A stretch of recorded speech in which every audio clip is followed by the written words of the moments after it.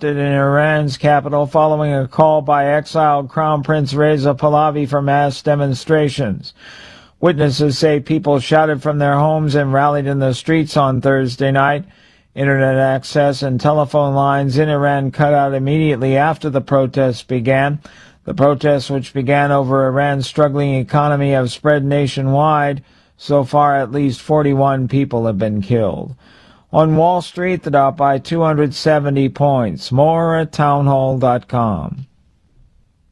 Dennis Prager here for AmFed Coin and Bullion. I've always been a strong believer in precious metals investment, and I've always been fascinated with rare coin collecting. But owning the wrong coins that only make dealers a lot of money can be catastrophic for your investment portfolio. AmFed Coin and Bullion specializes in taking people out of non-performing coin portfolios and turning them into gold, silver, or platinum bullion. They tailor a portfolio based on your goals and not what they want to sell you. You'll never experience scare tactics, misleading hype, or high-pressure sales from owner Nick Grovich and his very knowledgeable staff. They will evaluate your portfolio, show you how your coins have performed, and take the time to educate you on the ugly industry practices so that you can make an informed decision. Smart people can make very bad investments when they're under pressure and lack the facts. Call 800-221-7694. That's 800-221-7694. AmericanFederal.com.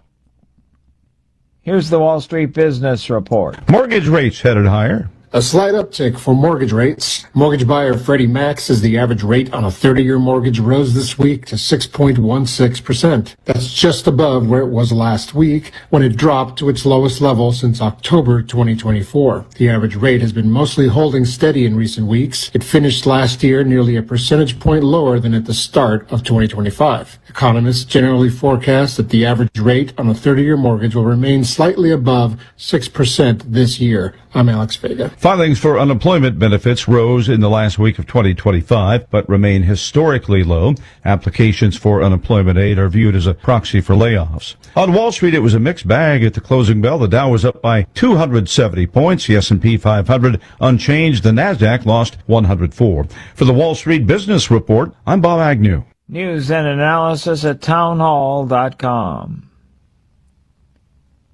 On Point Weather, brought to you by our friends at Palmetto State Armory. On 107 The Point. Here's tonight's forecast. Cloudy this evening with a low temperature dipping down to 54. Tomorrow, a foggy start to our Friday to go with a cloudy day. The high temperature reaches 74. Saturday, first half of the day, not that bad, a blend of sun and clouds. Later in the day, look for some showers. Very warm, 78 the high. Much cooler on Sunday, 58 is our high temperature. I'm Cal Moss with your On Point local weather. WQXL Columbia, W264DF. From the Bart Fireside Studio, the solution for keeping you warm this winter. This is 107 The Point. This is The Point. Make thepointradio.com. This is Sports Talk with Phil Kornblut and Chris Bergen. Sports Talk is heard across the state on radio affiliates of the Sports Talk Media Network and is streaming live on SportsTalkSC.com, as well as Twitter, Facebook, and YouTube. The South Carolina Education Lottery lucky number to call in is 888-898-2525. That's 888-898-2525. Now, here are Phil and Chris with tonight's edition of Sports Talk. All right, big Thursday night. Can't wait to get at it. Welcome in. It is Sports Talk Media Network across the state of South Carolina. Good to have you with us. No Chris Bergen tonight. He's got basketball duties. Coastal Carolina Old Dominion over in Conway. It's a national championship semifinal tonight. Got the first game of the college football playoffs semifinals tonight, and then another game tomorrow. We'll be talking about that in just a little bit. In fact, tonight at 6:20, we got to have a tiebreaker. Got to have a tiebreaker in the football filibuster. The coveted Corn Cup still up for grabs, and the governor and the attorney general, after the bowl season, they're deadlocked. They are both one game under 500. Nothing to brag about. But they are deadlocked, and I was just looking at something here. And they'll be with us at 6:20 to make their picks to see if they can break the deadlock and somebody can claim the championship outright this year. So that's coming up. Mike Morgan at 6:35. We'll talk semifinals with him. We'll talk college basketball. He was on the call of that Auburn-Texas A&M game the other night. He had a great call on the three-pointer that didn't count. Texas A&M won that game. Of course, he's all over SEC basketball. And more basketball tonight at 7:05. We begin a brand-new basketball-centric service for you, I guess we would call it, a segment, basketball-centric segment. We're calling it Hardcore Hardwood. Hardcore sounds almost X-rated. Hardcore Hardwood. Hardcore Hardwood with Coach Ken Potosnak. Coach Ken Potosnak, longtime assistant coach, many stops, including South Carolina and Furman and the Citadel and Auburn and East Carolina. Very knowledgeable, very experienced, very opinionated about college basketball. He runs basketball camps now as well, so his whole adult life, because he's a player coming up, his whole adult life has been focused on basketball, primarily college basketball. And he and I have been talking about doing this for years, so we finally got it worked out where we can begin that tonight at 7:05. So if you love basketball, we got that for you. And also, we'll talk about Clemson and SMU. And good performance by Clemson. Great performance by Clemson. Defense. They took a team that came in averaging 91 points a game, a team that had put 97 up on North Carolina and held them to 70, really 67. The SMU threw in a three-pointer at the buzzer. Had they not hit that three-pointer, the 67 would have been their lowest output of the season. So actually 69 is their lowest output of the season. So they broke that by hitting that three. But, this Clemson team, they hurt you from so many different positions. They had 9 different guys score last night. They've got their leading scorer is only averaging 11 points per game, but 11 points, and the guy's averaging 10, and somebody's averaging 9. I mean, they're just spreading it out all over, and they're sharing the ball, not worrying about who's scoring the points, and they seem to be buying into Brad Brownell's style of defense. So great win for them. They're 3-0 in the ACC. You're Clemson. You're 3-0 in the ACC.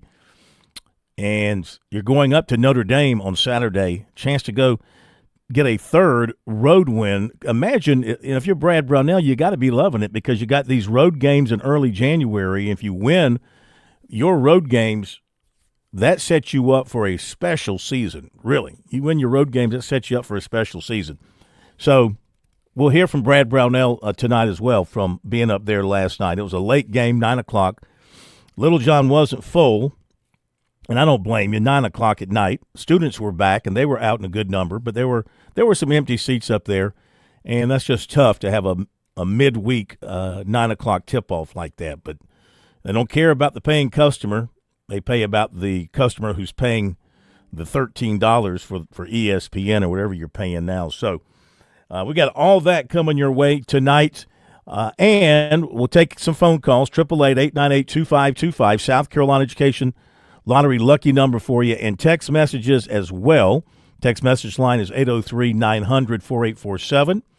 That's 803-900-4847. So drop us a text message or give us a phone call, whatever is your pleasure. And, of course, the free agency continues. South Carolina and Clemson getting contract deals done today. Clemson with defensive end London Merritt from Colorado, and South Carolina with place kicker Upton Belafant from Texas Tech. If you were following us on our X account last night, you might have seen a post that I had that South Carolina was going to get a commitment today from at least one player, and it was Belafant. He had told me that he was going to be committing today, and that came out about a little after 2 o'clock or so. So 1-1 for the two sides today. We'll go through all the free agent stuff here a little bit later on, going into more detail about where things stand and the individuals that are still out there and who's visiting and what might be happening. And I was kind of expecting that – it hasn't happened yet, I don't think. I was kind of expecting Q. Scott to do something with South Carolina today after his visit. I don't think he's – this is the cornerback from Kentucky, who's a native of Marion, and kind of thought that after his visit – I'm assuming his visit with South Carolina is over. Maybe I don't think he's going over till tomorrow. So I was kind of expecting something from him today, but I don't see where anything has happened yet. So we'll keep a close watch on that and see if anything else does come down. So we'll update all that news for you and some other news notes as well. This situation out at Washington is getting more and more interesting by the day. So Darren Heitner, a guy, if you follow NIL, he's kind of become the online legal authority and also he is an attorney.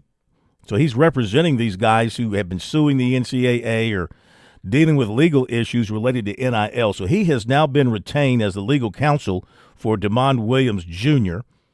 because his legal counsel previously announced that he would no longer be his legal counsel due to philosophical differences. That was Doug Hendrickson. Doug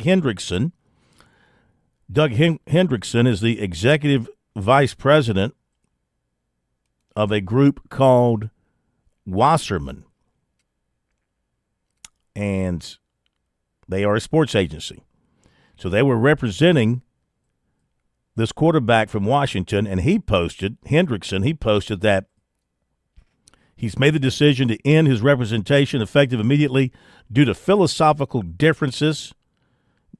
DeMond is an incredible talent, and we wish him and his family the best in their future endeavors. All right, so one out the door, and then in comes Heitner to take over this particular case. We'll see where all that goes moving forward. But this is a situation that, I mean, everybody's watching this to see what the deal is. As we talked about last night, these aren't labor contracts that these athletes are signing. It's not like with the legacy professional sports where you sign a contract. It's for your talent. It's for your labor because, you're part of a union and you're getting paid. You're getting paid not for your NIL. You're not getting paid for your advertising or your what's it called, your Q score. You're getting paid to play ball. You're getting paid for your talents. Well, here with the colleges, because the colleges refuse to identify the athletes as employees, they refuse to go that route. So the money is being identified not so much from a labor standpoint as it is an NIL standpoint. And thus, when you sign the contract to get NIL money, but then you decide to leave to take your talent somewhere else, you can't be held to that contract because it's not a employee labor-related contract. It's a contract related to your advertising potential. And so the argument is I can break that any time, that you can't hold me to that. It's not that kind of a contract. So that's just another mess. It's just another mess that college athletics finds itself in. By the way, I saw here where on Yahoo Sports it was reported by Game Time, but re-reported by Yahoo Sports. The Miami Ole Miss ticket is the cheapest semifinal in recent college football history. You can get a ticket for $51. $51. What does that tell you? What does that signal to us? Just wondering. Also, this came out last night after I think we were off the air. Another Gamecock lineman is coming back. Nolan Hay announced that he'll be back at South Carolina. And, I mean, he's a big kid. He wasn't very good this past season for South Carolina. He couldn't win a job. He couldn't hold a job. But maybe he can be developed by the new offensive line coach and give him something. But he is returning to the South Carolina program for the 2026 season. They had several announced yesterday, of course. Donovan Murph announced he was coming back and others. So we will get more into all that coming up. We'll get into the free agent and recruiting side of things as well. We got people to hear from. But when we come back, it's going to be short edition of the football filibuster because we only have 2 games to talk about, the semifinals of the college football playoff. You know, neither one of them wanted to kiss their sister, so we decided to have the tiebreaker. No ties in the football filibuster. We got to have a winner. So we're going to have the governor and the general on board to pick these 2 games coming up after the break. If you're a new parent or grandparent, it might be tough to picture your little ones heading off to college, but it'll be here before you know it. I'm State Treasurer Curtis Loftus. Future Scholar, South Carolina's 529 college savings plan, makes it easy to start saving for a child's future education right now. You can start with any amount. Contributions are tax deductible and earnings grow tax free. Discover the smart, easy way to save for college today at futurescholar.com. That's futurescholar.com. There's a lot of things we take for granted in our lives. Your home's AC will run cool. Your drive-through coffee will be hot, and the car will start when it's time to take your kids to school. It's when things don't go as planned that you start thinking about who to call and where to turn. The good thing is, you can prepare for life's most difficult days by calling the Larry Lucas Agency today. Larry is a State Farm agent that has been taking care of people across South Carolina for more than 2 decades. You probably have insurance, but switching is easy, and bundling can save you hundreds or more. Most importantly, the Larry Lucas Agency can help you choose the protection you want at the price you want. All backed by South Carolina's #1 home and auto insurance company. Visit LarryLucasAgency.com today or give Larry a call at 803-799-1998. Like a good neighbor, Larry Lucas State Farm is there. You've put in the work for your education. The extra early, extra late, extra work. That's because you understand education opens doors to better pay, better opportunities, and a better you. Being educated about playing the lottery is no different. It helps you be a better player, one who knows when to play and when to take a rain check. The lottery's a game, so let's keep it fun. Learn more at sceducationlottery.com/betteryou.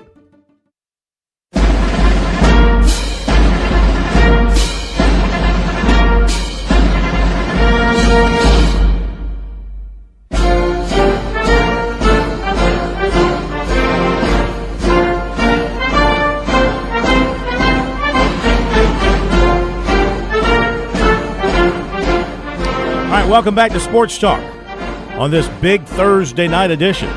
Mike Morgan coming up. Plenty of news from the free agency world as well as other recruiting. We'll get to all that for you. Hear from Brad Brownell, Ken Potosnik coming up as well. But right now, let's kick things off because, hey, it's a big couple of days. The semifinals, college football playoffs. I know everything in college sports, college football has been overshadowed by free agency, but we still have 3 more games, 2 tonight, well, 1 tonight, 1 tomorrow, and then the national championship game. So we have a tie between the governor and the general. Let's welcome them in. Governor Jim Hodges and Attorney General Alan Wilson. First of all, great to have you with us. Happy New Year. First time we've talked in 2026. So, Governor, welcome in. How are you? I'm great. Happy New Year to you and to the General and to everyone who's listening. Absolutely. Welcome, General. Welcome in. Happy New Year to you. Yes, it's been great. It's been a great New Year so far, and Happy New Year to all of you as well. Yes, sir. So, first of all, congratulations to you, General. You won bowl season. You had to have a good bowl season. You went 9-6. The governor went 7-8. So you caught up. You were down. You dug down deep. You're not a quitter. You rallied.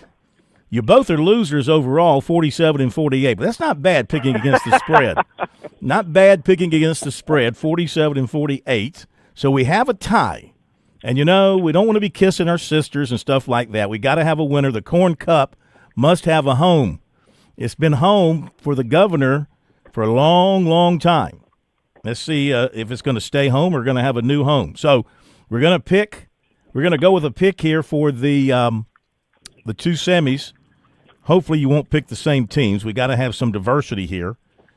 And then if we have a tie after this, then we'll have a pick for the national championship game, and we'll do a point differential to break the tie. How about that, Governor? Is that good? That's good. I've been worried about this all day.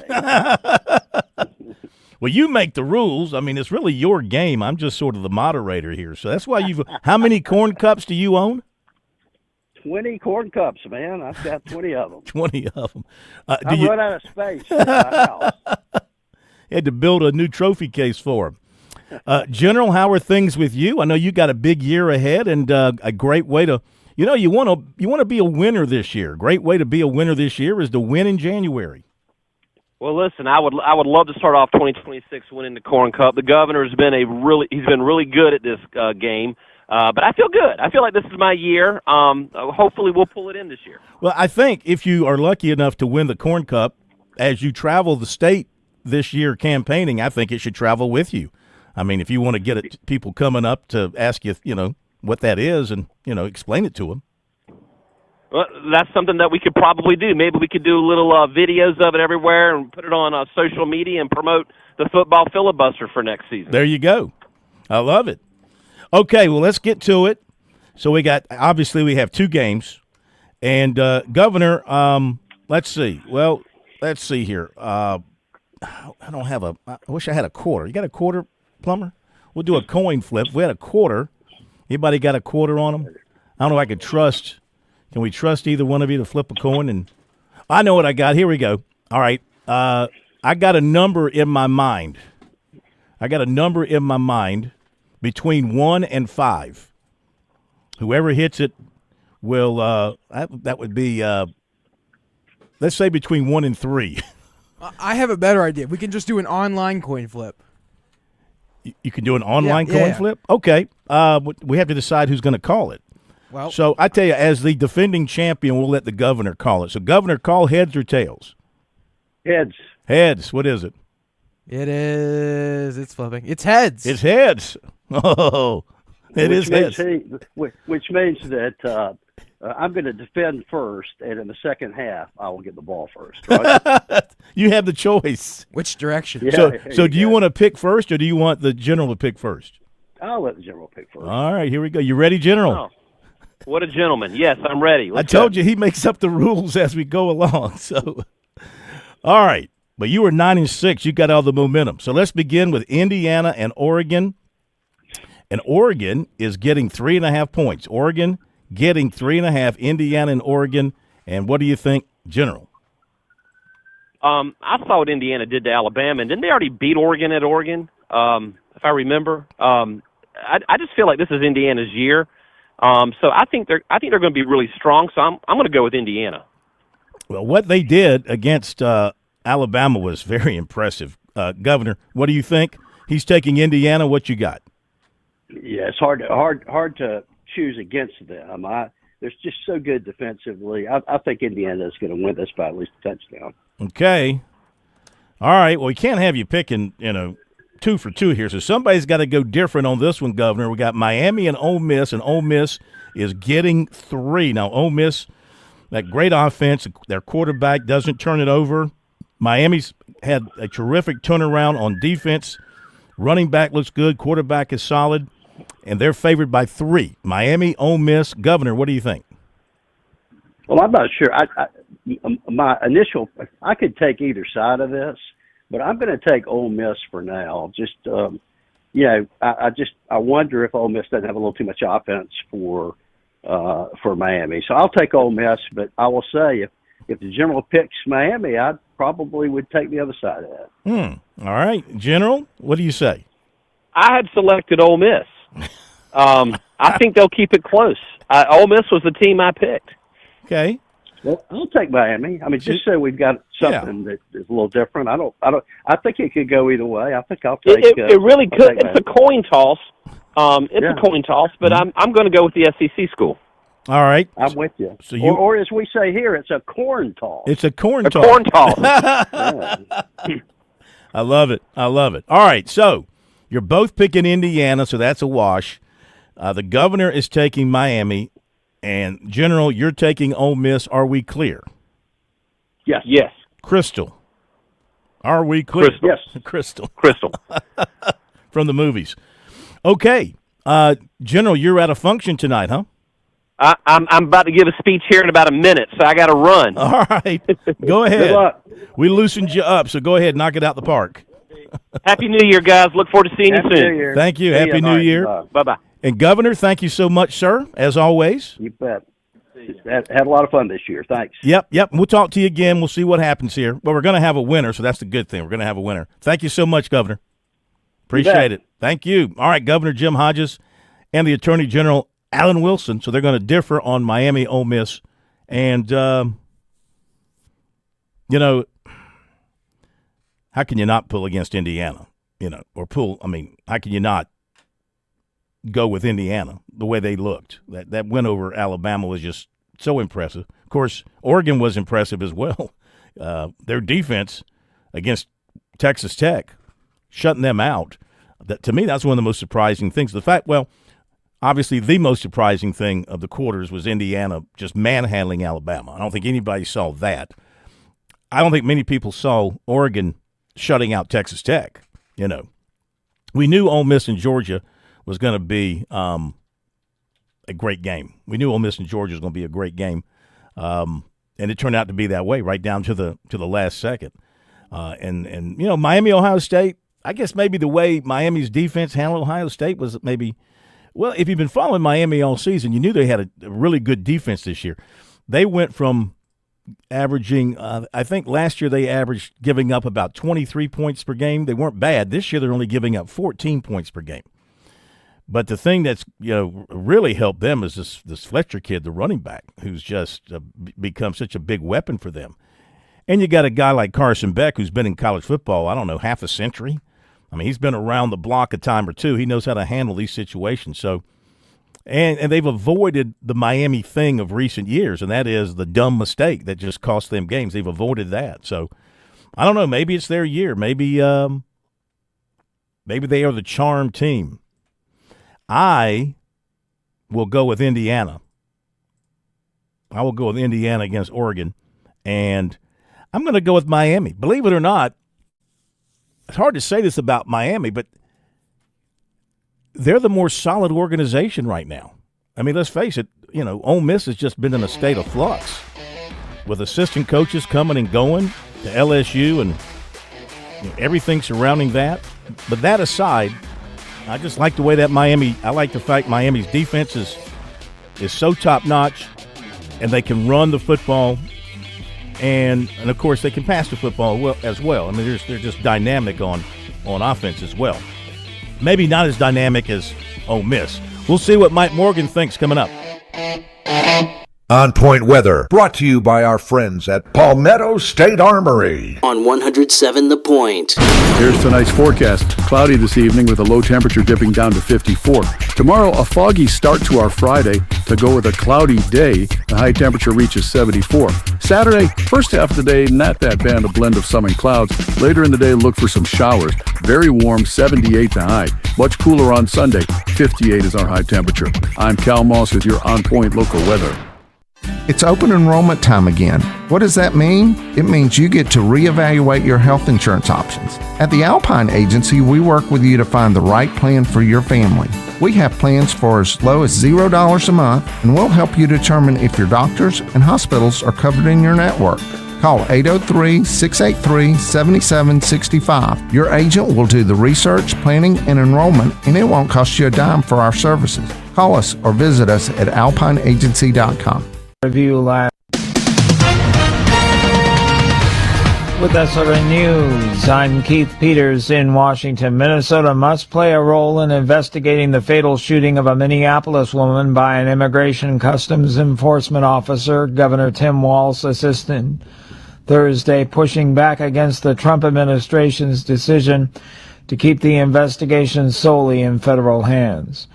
The Transportation Department says North Carolina could lose nearly $50 million in federal funding if the state doesn't revoke commercial driver's licenses from immigrants who aren't qualified to hold them. North Carolina is the 9th state to be targeted since Transportation Secretary Sean Duffy launched the nationwide review last year. On Wall Street, the Dow up by 270 points. The Nasdaq dropped 104, the S&P up a fraction. More details at srnnews.com. Are you tired of that sinking feeling when the electric bill arrives? Does the phrase peak hours trigger anxiety and a headache? Do you suffer from chronic fatigue of watching your hard-earned money evaporate right into the power grid? You may be suffering from utility pain and anxiety disorder, or UPAD. Symptoms include sweating when running the AC, a fear of turning on lights, and a general feeling of powerlessness over your energy costs. It's time for you to try Solaris from Ken at Broker Solar. Broker Solar isn't a temporary fix, but a lasting solution with cutting-edge solar technology designed to address high energy bills at their source. Many clients have experienced immediate relief from high monthly payments with reports of increased home value and greater financial freedom. Imagine a brighter future for your home and your wallet. Side effects include the freedom to use your appliances when you want and a powerful sense of energy independence. Broker Solar, a brighter outlook for your home and wallet. Call us now, 803-807-7417. That's 807-7417 or online at brokersolar.com. If your New Year's resolution involves more days in the woods, on the water, or at the range, then Palmetto State Armory is your go-to destination. Come in today to explore a massive selection of firearms, ammo, outdoor equipment, fishing gear, and more. Visit us today to find the area's best pricing on your favorite brands like 6 Hour, Springfield Armory, Smith & Wesson, Drake, AFTCO, and many more. Come in today to get your New Year started the right way at Palmetto State Armory. If you're feeling the weight of the world, how about visiting Spa MD in West Columbia? Marcy and her team can provide that perfect massage for individuals or even a couple. Lainey's been several times. She comes home completely revitalized. For a gift, if you're in the doghouse, or just because you love her, check out their options at visitspamd.com or call 251-9400. Leave your stress behind because you know what? You deserve this getaway. Spa MD, 251-9400. This fall, discover a place where friendly faces greet you at the door. McCoy's Hardware of Lexington. Greg Lynette and their welcoming team make every visit a breeze with expert advice and genuine hometown care. No more endless aisles or big box blues. Just quality products and people who want to know your name. For every project, big or small, find what you need and a neighborly smile at 2028 Augusta Highway. Shop local. Shop happy. McCoy's Hardware of Lexington. When your temperatures swing, your comfort shouldn't. At Sweet Comfort Services, we make sure your system's ready for anything. Get our $99 preventative maintenance, a full inspection and tune-up that keeps your equipment efficient, reliable, and safe. Thinking it's time for an upgrade? We offer estimates on new Goodman and American Standard systems. You'll get honest advice, fair pricing, and expert installation. No gimmicks, no surprises. Call 803-331-8143 or visit sweetcomfortservices.com to schedule today.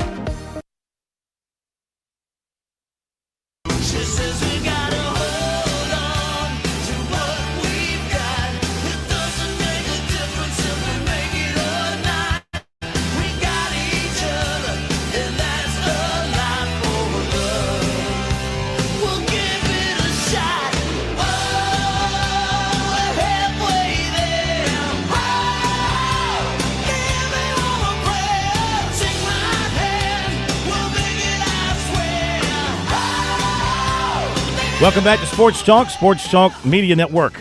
On this big Thursday night, Phil Kornblut here in Columbia with the plumber, Chris Bergen with the night off from us doing college basketball tonight, Coastal Carolina. South Carolina women playing tonight out at Arkansas, and other college basketball as well. We'll keep an eye on that. We'll hear from Brad Brownell of Clemson coming up a little bit later on. Ken Potosnak joining us at 7:05 with Hardcore Hardwood. Some great conversation coming up talking about college basketball with a focus on, of course, South Carolina, Clemson, SEC, ACC, some of the in-state schools as well as the season progresses. Going to be bringing that to you every Thursday night right here on Sports Talk. And, of course, a full recruiting report coming up with all the latest information. Waiting to hook up with Mike Morgan here in just a moment. Morgan on the Move will be coming your way here momentarily as soon as we get Mike on the horn. In the meantime, let me catch you up on a few other things from the day that caught our eye as we were checking on things during this free agency period. I mean, I see what the NFL and the MLB reporters, NBA reporters, when the free agency periods hit for those particular sportsmen, they're never off their phones or never taking their eyes off their laptops, and it's an everyday thing. Unlike the old high school recruiting days when you have a signing day, yeah, you might have several kids you're following that particular day over a few hours as they're announcing their schools at set times, but you know what time to look. These things spring up at any time of the day or night when a guy's finished up a visit and he's decided where he wants to go. So, people who are following it are watching this stuff all the time. Anyway, some other news notes today.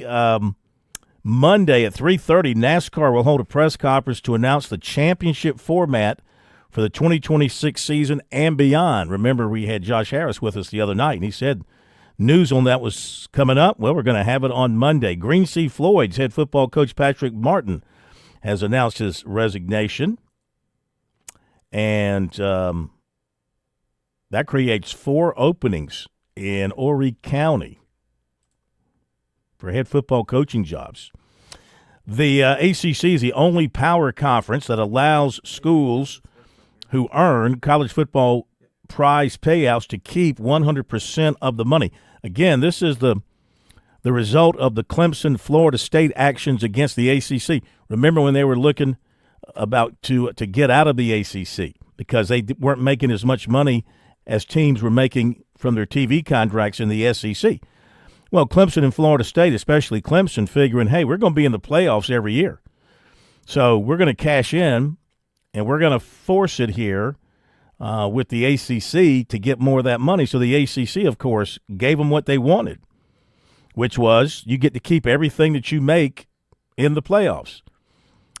The joke is that Clemson and Florida State didn't make the playoffs. And so Miami, of course, which is making this deep run, they could earn up to $20 million. If they win tonight, they'll be up to $20 million. So think about that, how far that will take them in the free agency world. All right, we got Mike ready to rock and roll. All right, Mike Morgan is joining us here on Sports Talk once again for another edition of Morgan on the Move, brought to you by Play It Again Sports in Harbison. Chris Mosley runs the best sporting goods shop in the Palmetto State with all the things you'll want to buy, sell, or trade. Best selection, best prices with a great friendly staff. That's PIA Sports in Columbia. Uh-oh. Guess what day it is? Mike. What day is it, Mike? Leslie, guess what today is? It's Mike Day. Woo-hoo!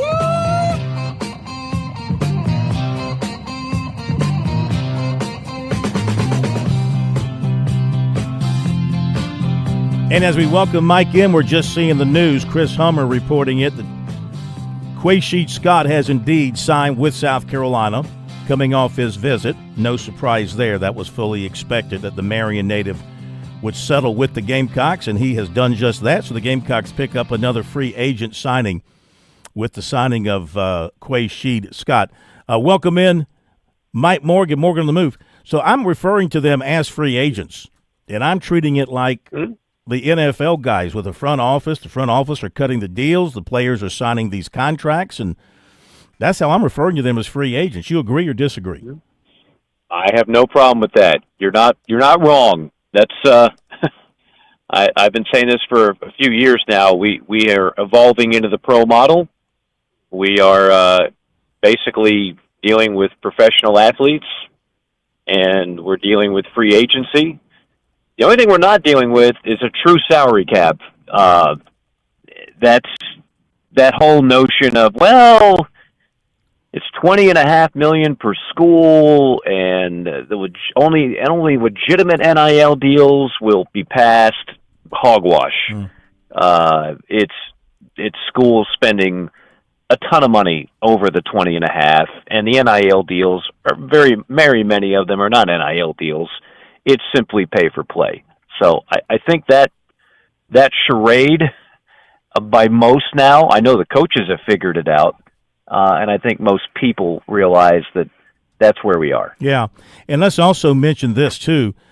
I mean, you can split the hairs about, we're only giving them $1 million of revenue share or $500,000, but they're getting the money now. As I'm seeing the media partners, the multimedia partners with these various schools, in particular, your friend and mine, Learfield, jumping in there and supplying a lot of this money that they're using in these contract proposals to these players. So they've got somewhere to go. They got sugar daddies there working with them, working for them to help put this money together to put in these contracts to offer these players.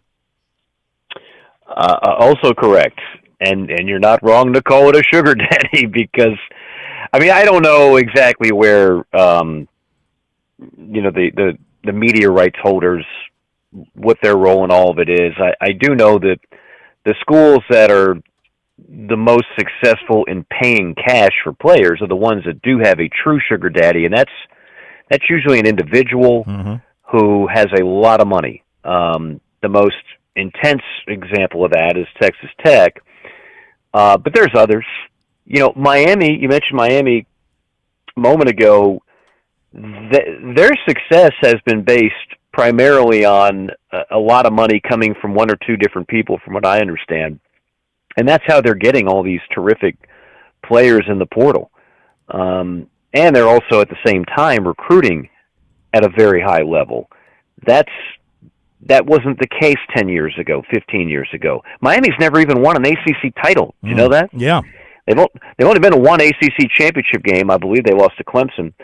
But so I think enough people just got mad and found the deep pockets, and they're buying up players left and right. This is where we are. This is I got to be honest with you. I kind of like it. To me, it's intriguing. It's fun to see. I mean, I know it's painful for people to lose a player. It's painful when your favorite pro team loses a player to free agency. I don't like it. I'm sure Cowboy fans didn't like losing, their great defensive end Parsons to the Packers. That was more of a trade than a free agency thing. But you hate losing great players in free agency. But it happens in the legacy leagues, and it's happening here now. And a lot of players are not getting the money they think they deserve at a particular school, so they're going shopping. And some school is willing to step up and give them that money, and they're going to land them. Sometimes it makes for strange bedfellows, and it doesn't look right. You might wonder, why would this guy go there? It's because he's getting the money there that he wasn't going to get where he was. And to me, as a reporter, kind of tying this in with recruiting, I find it kind of fascinating and kind of a different version of the recruiting world. Well, it's not boring, and I'll say this. No offense to the people like yourself and J.C. Sherbert and others. Well, no offense taken. Yeah, well, you haven't let me spit it out yet. No, you guys do an outstanding job recruiting, covering high school recruiting. That doesn't do much for me. I am much more intrigued, and I think this is kind of where you were headed. I'm much more intrigued by the portal recruiting. Yeah. Because those are proven products. So I can wrap my arms around, okay, Baylor just spent whatever the number is, 3.2 for DJ Lagway. Mm-hmm. Interesting, because DJ Lagway was awful last year for Florida. Texas Tech just spent $5 million on a quarterback from Cincinnati, who I'll bet you most of your audience had never heard of before they read that. Yeah. But Sorsby is a good player, and they realized the one thing that was missing from this year's team, as good as the defense was, they didn't have a great quarterback.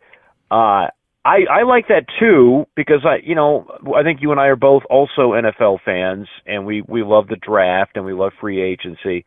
The only thing that really sets me off, and I don't lose sleep over it at night, but I think it's a ridiculous system where players can just be free agents at any time. I mean, if you're going to give kids that kind of cash, and if you want to treat them like pros have contracts, not 1-year deals. Mm-hmm. Pros have, 2-year, 3-year deals, and if you just cut and run, there's going to be a penalty for that. And I think that's what most coaches are just asking for. A one-time transfer situation, that's fine. I'm covering players now in football and basketball that when I do a deep dive on their background, it's their fourth school in 4 years. Yeah. That's ridiculous. I mean, that's a joke. And obviously they're not learning anything when they're doing that. We don't even seem to care much about that. Just get them through and have them play for your particular program. But yeah, I mean, that's the one thing. I don't, the money aspect doesn't bother me. It's not my money. I don't care what these schools spend the money on. But I do think when you have just no guardrails in terms of the kids going from one place to the other, and I'm in the middle of a season and I'm talking to another program about leaving for an extra $50K, that's, we have tampering going on everywhere. Nobody seems to care. Like, that's not pro. That stuff does not go on in the NFL. It's illegal. And so we have to decide, are we going to have any credibility when it comes to not player acquisition, but player retention as much as anything. Yeah, I hear what you're saying. A little hard for coaches to make that argument, especially head coaches, since they break contracts all the time. They do have a penalty to pay if it's in their contract. They do have a penalty to pay, but the beauty is for them is that their new employer most often is willing to step up and pay that buyout for them, so it doesn't come out of their pocket, because that's part of the lure to get them to come to their new place. So they don't have much of a leg to stand on when they try to make an argument to a kid about breaking a contract. Yeah, I'm not as concerned about the comparison. I mean, first off, I don't know how many coaches that have been to 4 schools in 4 years, or even 3 schools in 4 years. Mm-hmm. Lane Kiffin was at Ole Miss for 6-7 years before he bolted for LSU. I realize that's the most egregious situation going, but that part, again, that's going to happen, yes. Nobody's saying like the coaches are the moral authority, and I hate when people use the word hypocrisy incorrectly. Yeah. This is not about hypocrisy or morality or anything else. It's just about a business model. Coaches do have buyout clauses and penalties that, you're right, usually the other school will pay it out, but they're not jumping around from one school to the next, 4 and 5 years, 3 and 4 years, 4 and 4 years. That's not happening. And furthermore, coaches that have that luxury of doing that, they have been working their ass off for 20 years minimum to get to that point where they have that kind of demand and they have that kind of leverage. They're not 20-year-olds bailing on a program that just gave them 7 figures because another one offered them an extra $50K. I fail to see too big of a comparison there. I have to chastise you for the 3-letter vulgarity that you just dropped on the air, but I've got plenty more of those. I mean, how much time do we have in this segment? About 8 more minutes. 11, yeah. About 8 more minutes. Yeah, wow. So, okay, I mean, your FCC license is already in question. Why don't we just go ahead and knock that thing off the air anyway? Blow it up. We don't shop here anyway. Yeah, exactly. Yes. All right, so great call. Switching gears. Man, did it hurt you that because you said good if it goes, and that's right. You thought it was good if it went, and it went. Well, and I'm glad you mentioned that, and thank you for the compliment in there, even though it was short-lived. What I said good as if it goes because the referee, and I always make sure I say this. Mm-hmm. I called a Gamecock buzzer beater against Kentucky a few years ago. Jermaine Couisnard in overtime hit one off the glass, and I think I said something similar. I can't remember exactly, but the point is that when I say good if it goes, that means I've seen the official indicate on the court he has it getting out of his hand before the buzzer. So I don't know how much you saw the game. The referees called it good, 100% good. What changed was they went to review, which actually is headquartered in Birmingham at the SEC offices. They went ahead and looked at it for several minutes. I mean, I don't know in real time how long it was. It felt like an eternity. And then they had an angle that, unfortunately, and this is where, it's live TV. I wish we were able to show that same angle as quickly as before we got off the air. We did not. But after review, they changed the call. So it had to be indisputable. They called a made basket. They said it got off in time before the buzzer. And then they went back and looked at it and said, nope, we think the ball was still touching his fingertip with .1. I think it was even less than .1. So they overturned it. So what was a buzzer beater, gotcha. Was overturned. I still like the way we handled it. I still like the way the call went viral. I was driving back from Auburn to Atlanta that night, and my phone was blowing up, and it was everywhere. Yeah. And, you never know what you say in that moment because, thankfully, you can't script it. It's just reacting. I certainly didn't think a kid was going to hit a 40-footer right in front of us to win the game. And the guy that hit it, by the way, is their 6'10 center who doesn't shoot a ton of threes. So after listening to it back, I was like, man, that sounded great. And the moment was great.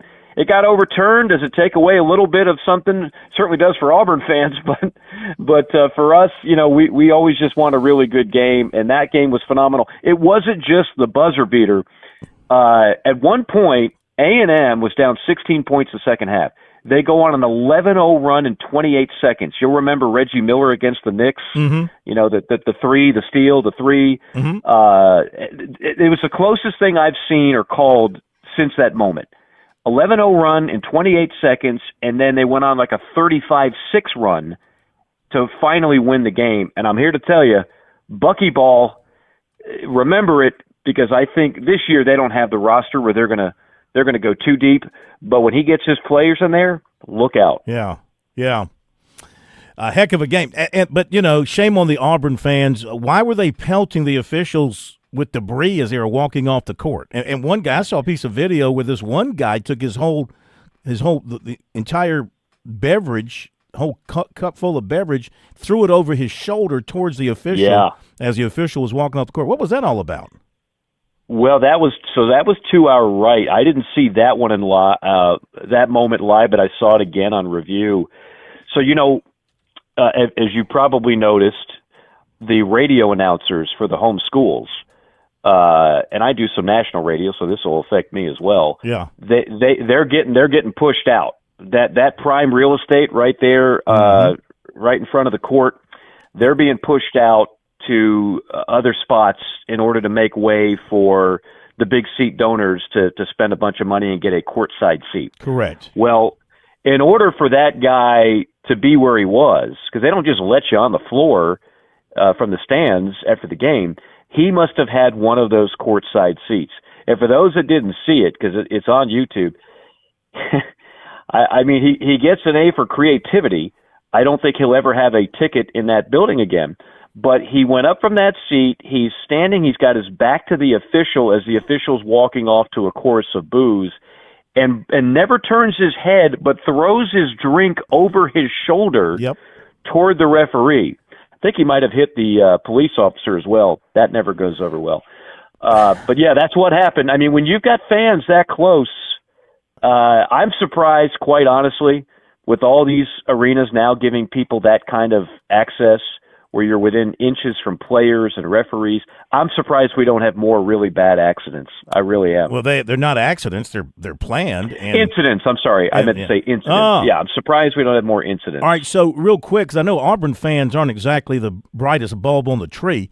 Did they not realize that the officials on the floor called it good? It was the replay people in Birmingham that overturned it. So they're mad at the wrong people. If they want to be mad, first of all, they're mad at the wrong people. And number two, the guy who did that, do you know, has Auburn identified him? Are they going to take action against him? No, I have no idea. All right. I'm not that familiar with the Auburn season ticket holders. Okay. So, yeah, you'll have to lean on some other intrepid reporters on the plains for that type of intel. Yeah. But yeah, I mean, I look. They do certainly go back to Birmingham to look at that. Now, what I'll never know, and we've talked about this. You know, the referees, they have headsets and a microphone on. So I imagine there's some type of dialogue. There's some type of conversation. But you're right. I mean, Birmingham can completely overturn it. But at the end of the day, yeah, you can't boo the people in Birmingham. They're not there. Yeah. So you boo the three people in the black and white jerseys that are there. Yeah. What you got this weekend? Wow, this is going to be a heck of a stretch here. So I leave tomorrow for Ole Miss, Missouri at Ole Miss on Saturday. Of course, Missouri just beat Kentucky at Rupp Arena for the first time ever. They're 2-0 in league play. Then I go to Allen Fieldhouse for Kansas, Iowa State. That'll be on Elite Media Network, National Radio. Wow. I'm very excited about that. I've only done one game ever at KU, and that was with the Gamecocks in 05-06. When Dave Odom was the coach, and we went out there and almost won the game. Kansas won it. But Allen Fieldhouse is one of my favorite spots.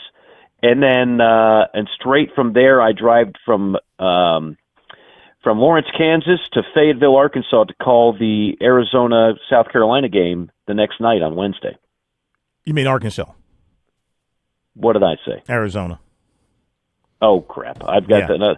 I've got Arizona BYU later on. Yeah. Arkansas at South Carolina at Arkansas on Wednesday. We are now fining people on this show for factual errors, so I'm sorry. Yes. The horn is going off. That'll be $1. That'll be $1. We accept Cash App, Venmo, Zelle. Yeah, however you want to send it to us. Yes.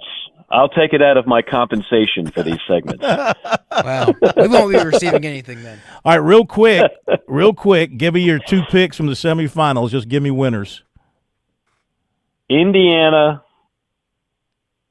I want Ole Miss to win it for a lot. I love the story. But if you make me pick it objectively, I'll say Indiana, Miami. Mm-hmm. But I would love to see Ole Miss in that championship game, and I would love to see that crazy story continue. I have a lot of friends who are Ole Miss graduates, and they're actually out there in Arizona. They deserve something good like this, but Miami's going to be a very difficult out. I will say that. Yeah, no question. I picked Miami as well. Miami, Indiana. Who would have had that in your on your bingo card beginning of the season? Miami and Indiana. Put that in your pipe and smoke it, Cornblue. Arkansas. Mike Morgan, who of course is not exclusive to us, because you can hear him in South Carolina, North Carolina, Western Carolina, Eastern Carolina, yes, Florida, Arkansas. All right, safe travels. We'll talk to you next week. Well played. Yes. All right, guys. Be well. See you later. Be right back.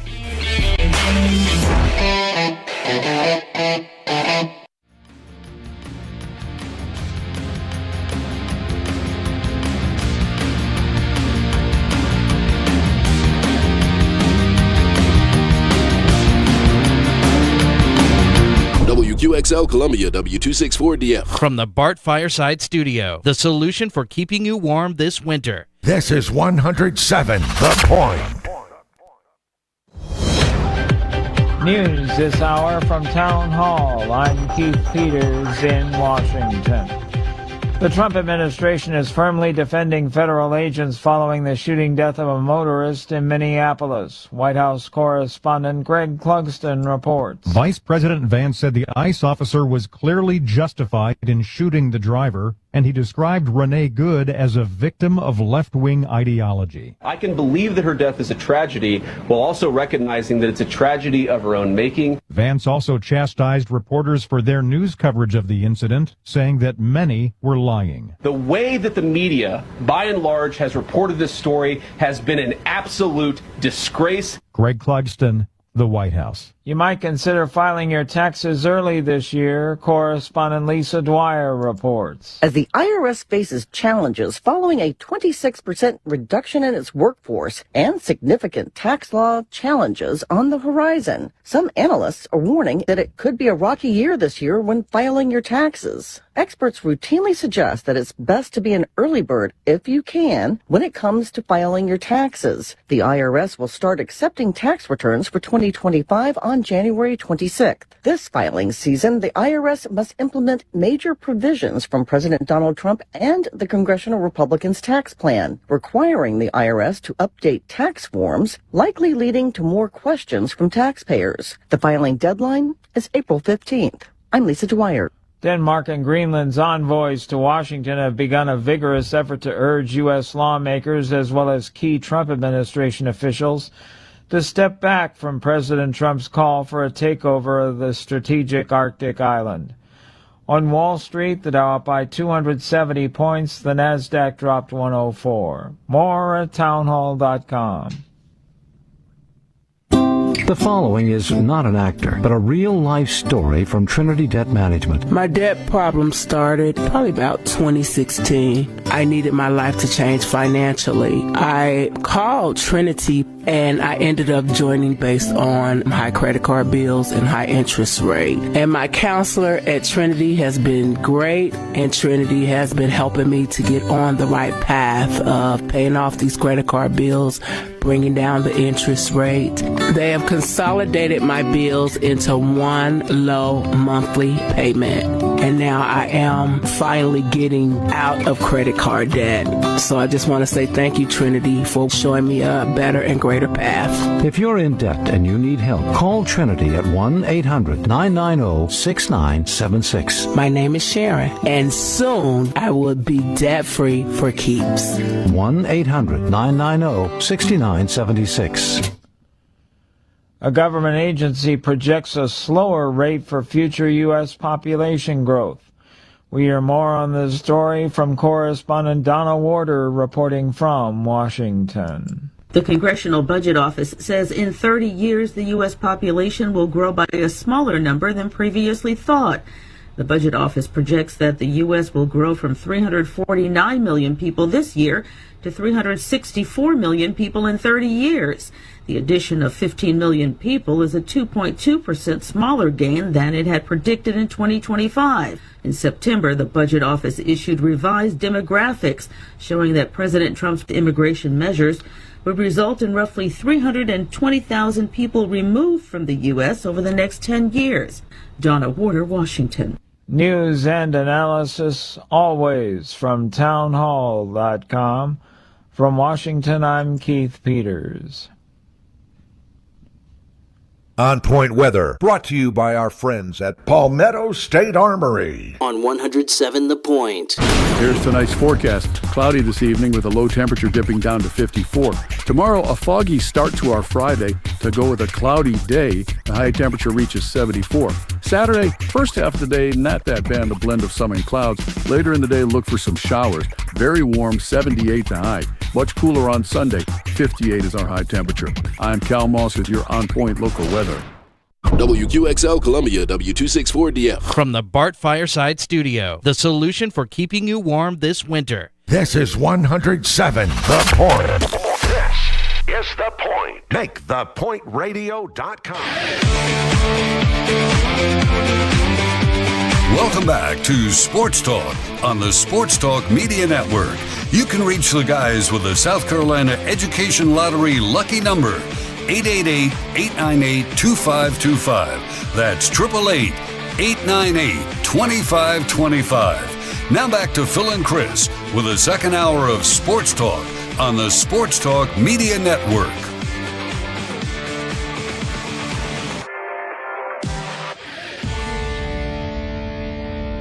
Okay, we're back on Sports Talk Media Network. Big Thursday night edition. Great to have you with us.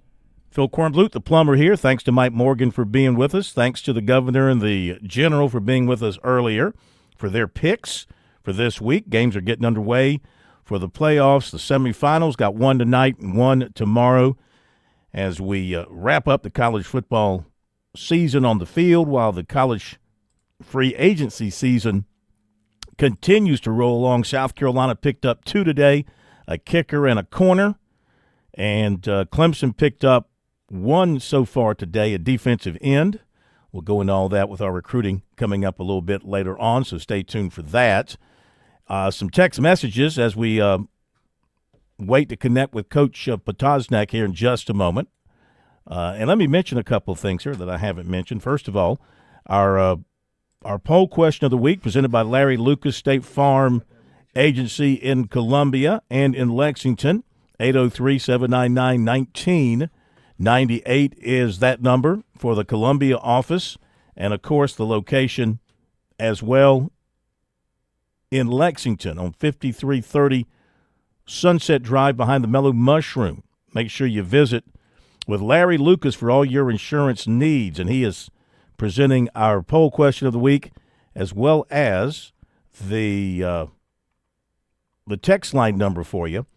So the poll question of the week has been about the hirings by South Carolina and Clemson of their new offensive coordinators, Kendall Briles and Chad Morris. Shane Beamer, Dabo Swinney, who made the better hire between those two?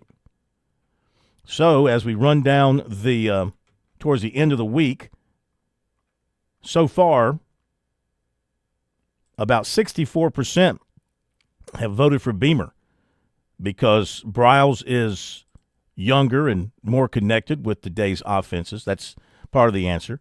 21.2% believe that both came out looking good with their hires.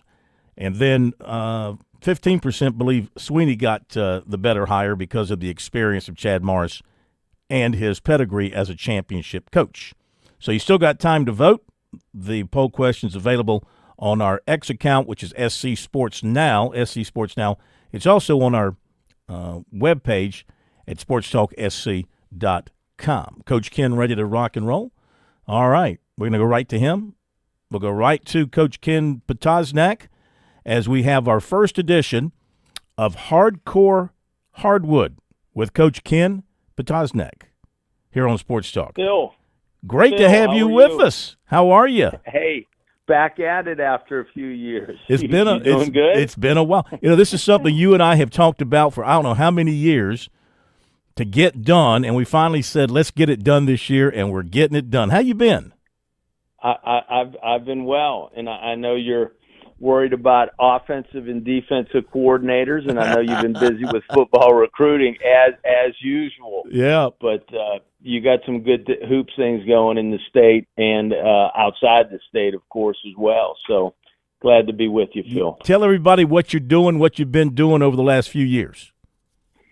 You know, I've stayed really active in basketball. You know, during my time at Furman and Auburn and South Carolina and all those places, I had started basketball camps for youth in the Atlanta area, and I went to that immediately when I got out of the college game and went back to it that I'd started and sort of kept running for about 25 years. So we've got a lot of camps, clinics, year-long stuff in South Carolina, North Carolina, and particularly in the Atlanta area. So really busy with that. I help Paul Biancardi a lot with a lot of high school things related to evaluations of a lot of the better high school players in the country, and we do a bunch of camps and clinics throughout the year together as well. So staying very active with it and enjoy watching the college games still. Absolutely. Well, you have a great feel for the state of South Carolina when it comes to basketball because of your multiple stops across the state. What do you think of the state of South Carolina right now? High school basketball, college basketball. Where do you think we are in the big picture with basketball in our state? Well, I think it's you're in a really good spot. Just watching Clemson multiple times this year, and USC, who played really, really well the other night at LSU. I think from a college perspective in the SEC and ACC, you got good representation. The mid-major leagues, Charleston maybe down a little bit this year. but certainly very talented in the Southern Conference ultimately, as well as the Big South are always competitive leagues. So I think on a college front, there's a lot of good basketball to be played and watched here kind of coming up in January and February. And certainly on the high school level, there is diamonds in the rough that come out of nowhere at South Carolina that always seem to pop their head up and have really, really good college careers. So it's an athletic state, not a big state. It's a state shared by ACC and SEC schools, which is always hard in terms of a recruiting perspective. LSU doesn't share that with anybody in other states like that. So when a smaller state like South Carolina, with the population and sort of the size of it, it's a little bit harder to have to split the talent between the ACC and SEC schools. But certainly it's there and can be developed in a different era, though, with NIL. This is Hardcore Hardwood with Coach Ken Potosnak. So I was up at Clemson last night, 9 o'clock tip. It's always lovely to be at Little John at they grit after dark, I think is what they call it up there. And you got to give Brad Brownell credit. They're 3-0 in the ACC. They've won their first 2 league road games. They win at home against a very good SMU team. That's a good team. But Clemson defensively, what did you see defensively watching them last night? That was a team that was averaging 91. They held them to 25 in the first half. That's the fewest points SMU has had in a half this season. What was Clemson doing? By committee, they are totally buying into what Brad Brownell has done for years, and they're just really, really connected on the defensive end, first and foremost. He's playing a lot of guys, and that was an impressive first half of defense. Particularly when SMU puts 97 points on North Carolina the other night, for Clemson to do what they did to SMU and come up with some big plays down the stretch to hold them off at the end. But it was a fantastic defensive performance, and I think most all, if not all, ACC teams are not going to enjoy coming into Clemson, South Carolina to play. That's a big time defensive unit at Clemson. What about the job he's done? I mean, I think he only had like 3 players returning, so he went heavily into the portal. He brought in, some bigs. He brought in some shooters. One of his key freshmen, of course, is out for the season, Zach Foster. That hurts. That guy was a scorer. He could really help him off the bench. But this is such a balanced lineup. I don't think Clemson's had a 20-point scorer this year. I think I heard that. They're like the only team or one of the only teams in the country yet to have a 20-point score. But everybody's averaging 11 points, 10 points, 9 points. They're really sharing the ball really well. Certainly doing it by committee. And, Godfrey coming back, he's aware of, what Clemson is looking for both offensively and defensively. But outside, him coming back from Georgia, like you said, Phil, they have a ton of new guys on their roster. But, throughout the country, it's the same thing as well. I think North Carolina only had 1 returning player. So, what their staff has done in a very short period of time to play the type of defense that they are in early January. They obviously have put a lot of time and effort and energy on that end. And, watching them in December, they did the same thing to BYU in Madison Square Garden. Terrific first half, both offensively and defensively. Struggled to score in the second half just a little bit, but I do think they're a team when they can get to 70 points, 75 points, and they showed some real good signs offensively last night. When they get to that number, it's going to be hard for others to get to that number based on what they can do and how they're playing defensively if they can keep that up. All right, South Carolina the other night, I think they shocked a lot of people. I mean, LSU was playing without South Carolina caught a little bit of a break in these first 2 games because they played Vanderbilt. This tells you how good Vanderbilt is. They played Vanderbilt without their leading scorer and then a second player who's averaging 8. He didn't play, but they come into Columbia and they win. They they pretty much controlled that game. Vandy looks really, really good. But then the Gamecocks go and play LSU, and LSU was out there leading score as well. And the Gamecocks, it really didn't matter because they came out and hit their first 9 shots, hit 5 threes in a row. They built a 25-point halftime lead. Obviously, LSU came back, cut it to 6, but then the Gamecocks responded. But that's a heck of a win. And I think, LSU was looking pretty good at that point. I don't think they had broken into the rankings yet. Or maybe they were like 24th or 25th. They might have been ranked way on down in the top 25. But anyway, they had a really good record. And South Carolina had lost that first game. They needed – and they hadn't had a quality win. They hadn't beaten anybody, with a heartbeat. And now they got that win. So how shocked – were you shocked by the way they went down to Baton Rouge and shot so well and won that game? I just think they showed a lot of confidence and a lot of poise, going on the road, particularly Elijah Strong. What he did for them in the first half, I think they have the makeup of a good defensive team, not the type of defense that Clemson plays, but I think they have a good makeup to be a good defensive team. They did that in the first half. They held LSU to 25 points. But, I think a lot of that also, Elijah Strong made 2 threes early, only shooting 26% from 3 to start the year. They closed short to him. He knocked 2 down, and then he followed with 2 more. I mean, he was 4 for 4 from 3 in the first half and was only shooting 26% for the year. And I think that gave others a little bit more space and others some confidence. And certainly anytime you can score, you have a tendency to defend better. And in the first half, when they knocked down 10 of 14 threes, I think they were both offensively and defensively locked in. And, much like the game last night, Clemson holding off SMU at the end. LSU cut it, 25-point halftime deficit. They were down 25 at half. They cut it to 6 with about 3 or 4 to go, and USC came up with some good plays. Strong had 2 excellent halves, both first and second half. And if he can play like that, is a stretch 5-man, and be able to knock down, he may not knock down 4 or 4 from 3 again this season in a half, but if he can just make 7% of his threes and have to be guarded, I think that's going to open things up for a backcourt that's very, very capable of knocking down shots. What do you think of Meechie Johnson?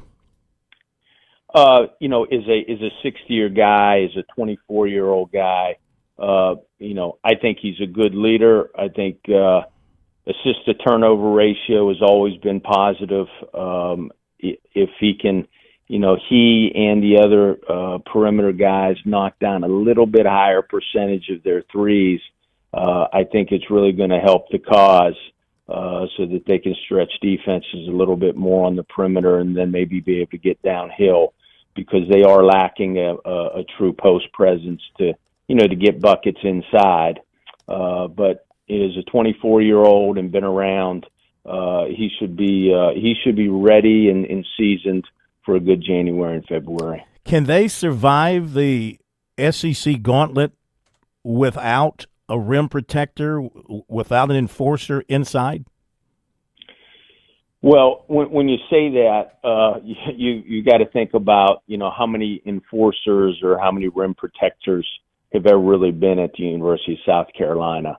There have been some rim protection, but it's not like you have 2 or 3 guys every year like Florida or Kentucky or Arkansas or some of these teams that do. I mean, Florida has 4 guys up front that are legitimate post players and post scorers. So they're not deep in that area. They play a little bit undersized. I think Elijah Strong can make some back to the basket plays and use his body and just sort of use his feel for the game to score a little bit down there. But on the defensive end, I think that is going to be an issue along with defensive rebounding, because if you play smaller, the defensive glass, particularly in the SEC at the top half of the league, that's going to be a little bit more difficult. But if you make threes on the other end, it's a good trade-off. All right. Last thing, tonight's edition, hardcore, hardwood. So anything in particular surprised you so far here in the, well, I mean, it's not the early stages of the season because we had November, December, but into league play now, as you look at the SEC, ACC, anything really standing out as a big surprise to you so far? I think the ACC in the middle of the pack and down towards the bottom, I think the teams are better. And I think there's going to be some excellent basketball to be played. You had a tight game with Virginia Tech and Stanford the other night, and I think you're going to find that in the middle of the pack of the ACC, where there's some quality teams, and it's a little bit deeper league. I don't think the SEC is quite as deep as it was last year, but Missouri goes on the road and wins at Kentucky, and you have a Georgia team that's can really score the basketball. Auburn's down a little bit. They don't have the rim protection, losing two guys up front that were all SEC type players. So it's going to be an interesting 2 months. I think it'll be an ultra competitive 2 months, as league play always is. But I think what you'll find is a few less teams coming out of the SEC and a few more teams coming out of the ACC this year, all to be determined over the next few months. Well, we're going to have you here with us to help us determine what's going on. So we are so excited to have you with us. Thank you for tipping it off tonight. Have a great basketball week, and we'll talk to you next week. Phil, I appreciate it. Have a good one, guys. Thanks. Thank you. Coach Ken Potosnik, there you go. We're off and running with Hardcore Hardwood here on Sports Talk Thursday nights at 7:05. That's kind of commentary you get from a guy that's been around. Not only does he know the college game, but he knows the high school game as well. He knows the recruits. He knows the prospects because he handles these camps, as you heard him say. He works with these camps, has been doing it for years. So he knows the talent, and we'll get more into that as time goes on. But that was just sort of getting our feet wet with how we're going to handle this segment. You like that segment, Plummer? I knew you would. What was that about? Okay, sport? We're going to hit the break. You know, they don't call you the best producer in the business for nothing, correct? Or do they call you that? We'll be right back. Major Billy Downer here from the Department of Natural Resources, and DNR is excited to announce the implementation of Go Outdoors SC, a new online licensing and boat titling system that you can access right from your phone. Through this new system, customers can purchase their hunting and fishing licenses, renew their boats, apply for lottery hunt opportunities, and complete electronic harvest reporting requirements. For more information, visit Go Outdoors SC at your local app store. Traveling can be the worst, especially when you can't find your favorite show. Well, don't worry. We've got the perfect way to keep up with everything happening in the Palmetto State when you're away from home. Just pull up the Chief Sports app on your mobile device, and you can listen live to Sports Talk. All right, welcome in, everybody. Sports Talk Media Network. So the next time you can't find us on one of our great radio affiliates, just log on to the Chief Sports app, the best way to stay connected with the Sports Talk Media Network. The holidays are here, and Founders Federal Credit Union wants to make them brighter. Right now, when you open a home equity line of credit, you'll get up to $750 toward closing costs. That's more in your pocket for home improvements, debt consolidation, major purchases, unexpected expenses, a vacation, or getting caught up on your Christmas presents. The possibilities are endless. Imagine starting the new year with financial flexibility and peace of mind. But hurry, this special offer ends December 31st. Save more and make this holiday season one to remember. Plus, you'll enjoy competitive rates and flexible terms designed to fit your budget. Don't miss this chance to turn your home's equity into the gift that keeps on giving. Visit foundersfcu.com/HELOC for more information. Membership qualification required. Institution NMLS identifier number 410646. Equal housing lender. See website for details. Hi, I'm attorney Jim Corbett. For over 35 years, I've been handling claims and cases for individuals and small businesses. I've now been a mediator for more than 10 years. Let me put that experience to work for you. Like if you're injured in a wreck or on the job or at someone else's place, anytime you should get reimbursed or compensated. Jim Corbett, 803-765-2968 or jim@jimcorbettattorney.com. Corbett with an E, and the initial consultation is free. Jim Corbett to settle your claims, avoid a lawsuit, or go to trial. Make your plans now to get to the coast for the Palmetto State's premier baseball showcase. The Classic, March 5th through 8th at Mike Johnson Park in Georgetown. Now in its 36th year, the Classic features the best high school players and teams from across South Carolina. Don't miss your chance to see the state's top Major League Baseball prospects and title contenders at the Classic. Presented by Coastal Chevrolet Cadillac Nissan. There'll be games and contests, including a home run derby throughout the weekend. Visit theclassicgtown.com for tickets and more information. The Classic, showcasing South Carolina's finest in high school baseball, March 5th through the 8th in the state's best ballpark, Mike Johnson Park in Georgetown. Play ball!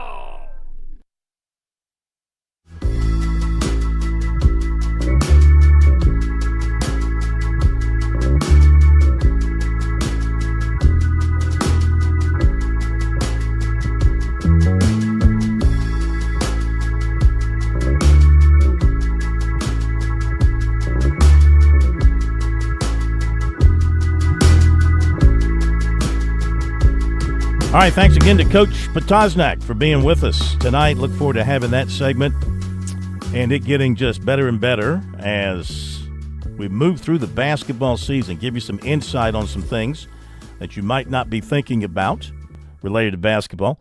Give you a few of the text messages that have come in to us tonight. From the 803, Mark Cuban pledged a lot of money to Indiana. Yeah, I saw that. He can afford it. And what is this? Let's see what this is here. He has sent me a link to something. Don't click on it. We might give up our X account. No. This is something on Colin Murray Boyles. Okay. And some around here thought he needed to come back because they equated his skills with how the team was doing. Yeah, count me among those surprised at how successful he's been as a rookie, CMB. I didn't think he would be the scorer that he's been. He's hit some outside shots.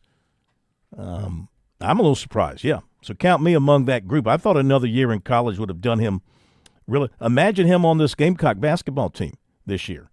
He would be the inside guy, of course, the enforcer that they don't have. But obviously, things are working out well for him. He's making his money and doing well in his first year with the Raptors. All right. This is just a nice little note here from the 843. Thank you. Listen to you guys no matter what the sport. Well, you don't listen to us for, like, hockey or soccer, but I appreciate that nonetheless. Another great segment. What is this? Another great segment. That's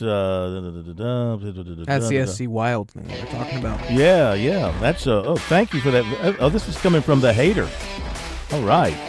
Appreciate you enjoying that since you hate most everything else. Clemson quarterback transfer portal options. Sam Levitt said he would love to go to Clemson. Also Lagway. No, Clemson's not taking any guys, not taking any quarterbacks in free agency. Not at this point. Be right back. On Point Weather, brought to you by our friends at Palmetto State Armory. On 107 The Point. Here's tonight's forecast. Cloudy this evening with a low temperature dipping down to 54.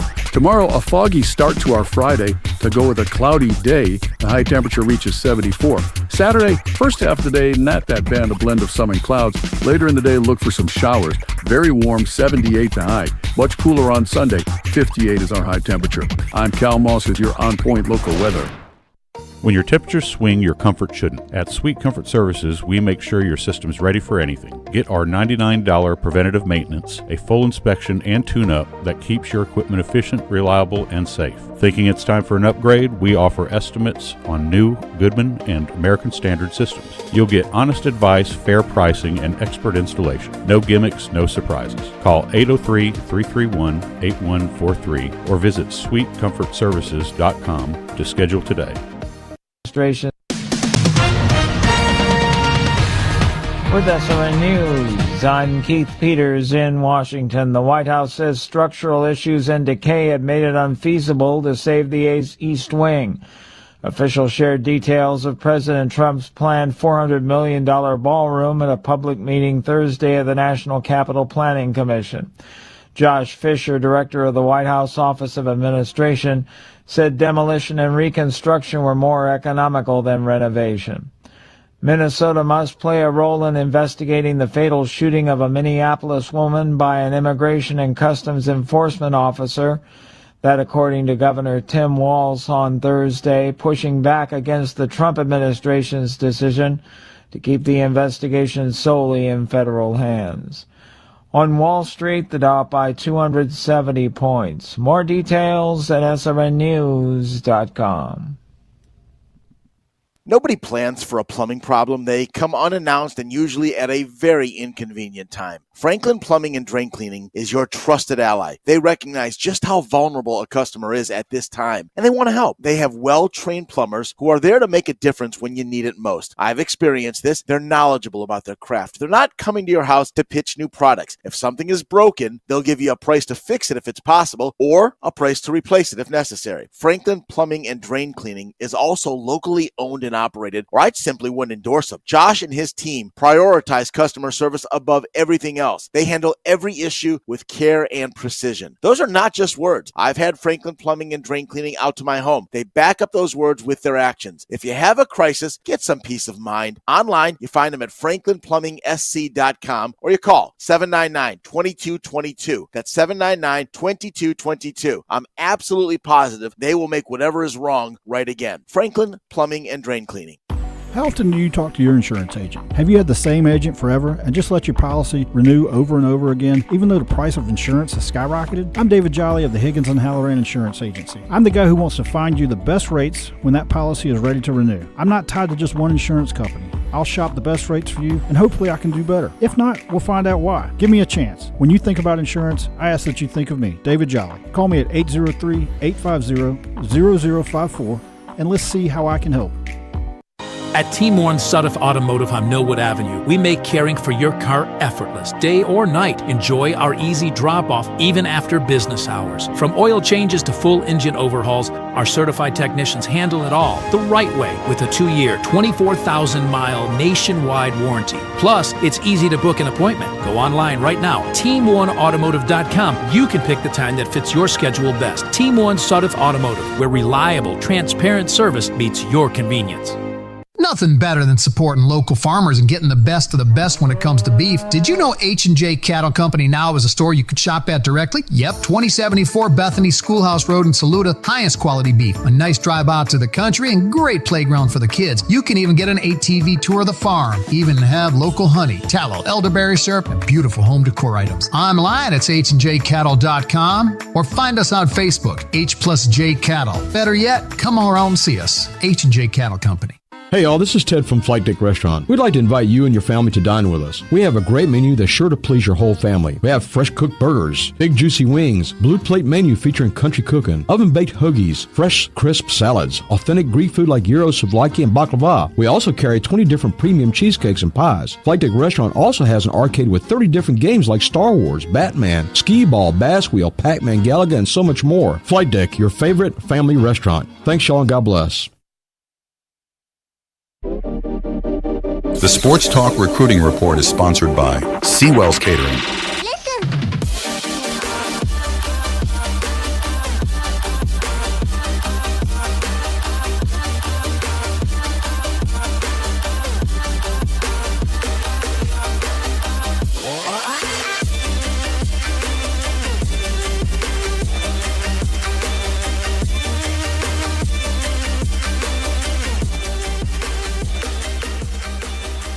Okay, we're back. Sports Talk Media Network.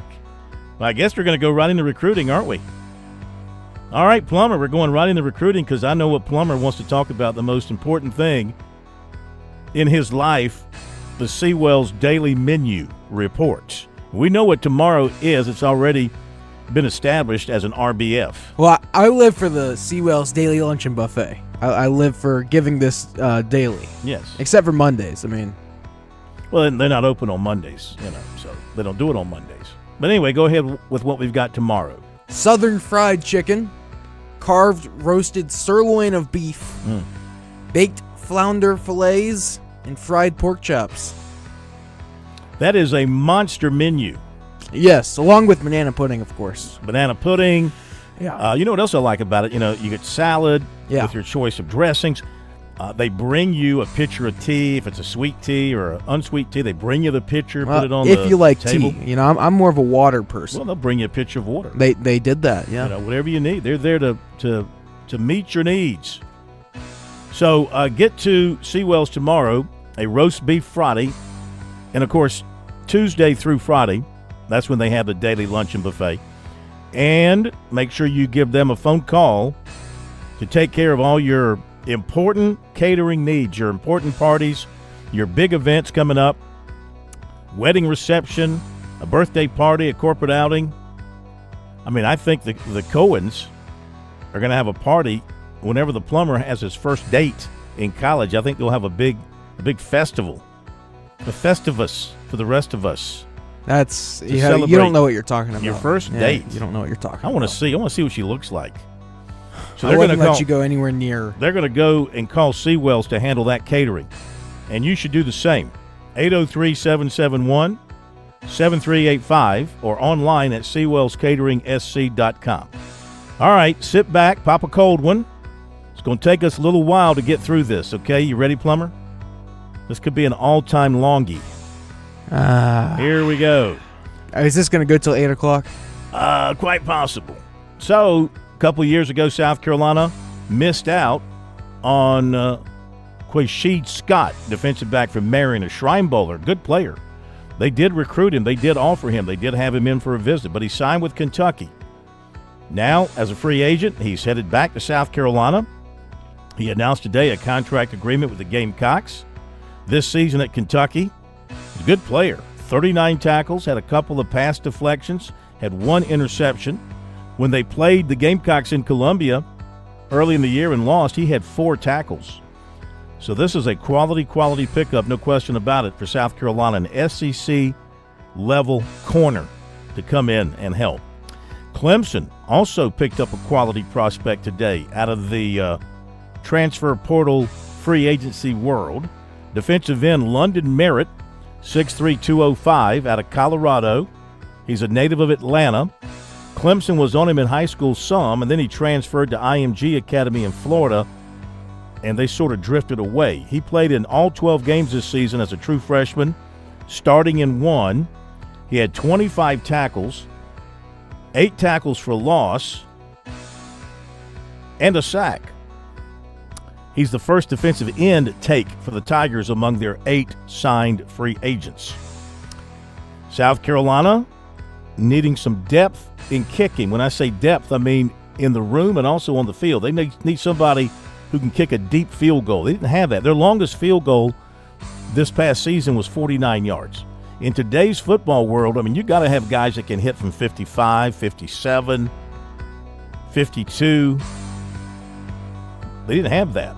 Really haven't had that for the last couple of years. They've had accurate kickers, but not a boomer. Well, I think they got a boomer today. Upton Belenfant announced plans to transfer to South Carolina from Texas Tech. He actually told us last night he'd be committing today. And his longest field goal, well, again, South Carolina's was 49. So Belenfant began his career at Alabama. He's from Murfreesboro, Tennessee. Then after that, after 2 seasons there, he went to Buffalo, where he worked with special teams guru and the head coach, Pete Limbo. Of course, he was at South Carolina.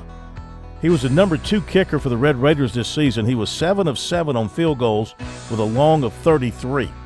But his career long in college is 52. So, nice pickup for the Gamecocks. Last night, I think we got this on the air last night. I don't think this came down after the show, but I'll mention it again. Former Oklahoma defensive tackle Marcus Strong, 6'3", 297, announced that he's agreed to terms with Clemson. He was in on Wednesday per Paul Strelo of Tiger Illustrated. Kentucky, Arkansas, and Oklahoma State also involved. He's out of Rayford, Florida.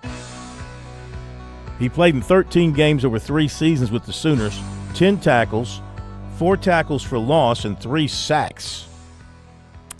And I tell you, the picture we have of him on our website, he looks impressive. He looks like a stud puppy. He really does. 6'3", about 300 pounds. So if they develop him, they're going to have a stone wall with this guy to try to move. Okay, Iowa Western defensive tackle Andy Berberbia. 6'2", 290 out of Iowa Western on a visit to Clemson. He has the Tigers in Nebraska at the top of his list. He plans to visit Nebraska this weekend. He's a native of Crystal Lake, Illinois, who spent a season at the JC. Who spent 2 seasons at the JC. He played in 25 games, and he had 78 tackles with 14 sacks and 27.5 tackles for loss. And he was named a JC All-American this season. Reported by Eli Letterman of ESPN, the fact that Clemson's involved. Clemson target defensive tackle Josh Huff of California at Pennsylvania committed to Cincinnati. He visited Clemson earlier in the week. That was by On3. Ferris State offensive lineman Dane Arnett, 6'5", 305, was at South Carolina today, coming off a visit to Michigan State, or he was scheduled to be. I'm assuming he came in. He's a native of Grand Haven, Michigan, and he played in 33 games over 3 seasons at Ferris, which is I think they're 2-time back-to-back D2 national champions. That from Alan Traw of 24/7 Sports. Northern Arizona offensive lineman Seth Smith, 6'6", 285, was at South Carolina today, per Alex Jones, the Big Spur. He had also visited James Madison and Northwestern. Offensive tackle Jacarius Peak, 6'4", 285 of NC State at South Carolina on Wednesday, per Gamecock Central. He was to be at Alabama today and is also looking at Texas A&M. Clemson target defensive lineman Malik Blockton is headed to LSU after a 2-year stint at Auburn, per Hayes Fawcett. Also from Fawcett, Clemson target safety Lyric Rawls is headed to Arizona State. Former South Carolina defensive end Jaylen Brown is moving on to LSU. Coastal Carolina quarterbacks Tad Hudson and Samari Collier have hit the free agent market. North Carolina offered offensive tackle Nate Carson from Irmo. Meantime, Clemson offensive line coach Matt Luke was in for a visit to see Carson today. South Carolina coaches were in last night. South Carolina running backs coach Stan Drayton was out to see running back Trey Stewart of Little Rock, Arkansas. The Gamecocks offered him in December. Clemson target linebacker Cooper Witten of Argyle, Texas, now being targeted to Oklahoma, or projected to Oklahoma. Somebody told me he got a text message that his dad, the terrific tight end for the Cowboys for all those years, is now a coach at Oklahoma. So that would make sense.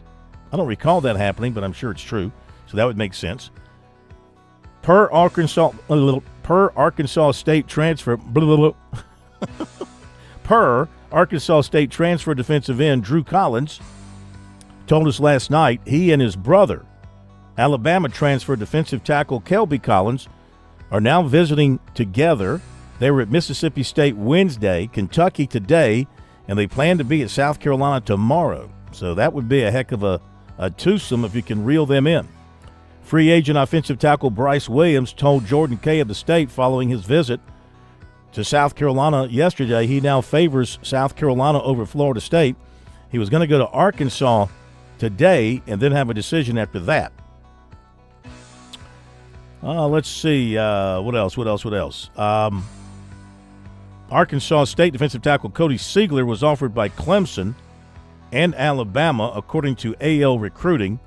However, Paul Strelo of Tiger Illustrated reported that Clemson is not in pursuit of Siegler any longer. So we'll roll with that. Also, Clemson no longer interested in Florida State safety Edwin Joseph. Penn State cornerback Kenny Mosley was at Clemson on Wednesday, scheduled for Virginia Tech later in the week, where he'll meet up with his former head coach James Franklin. He's out of Philadelphia.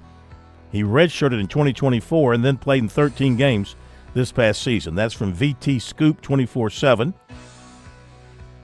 On3, which had reported former South Carolina defensive end Wendell Gregory of Oklahoma State was likely headed to Texas Tech, now reports that deal is off.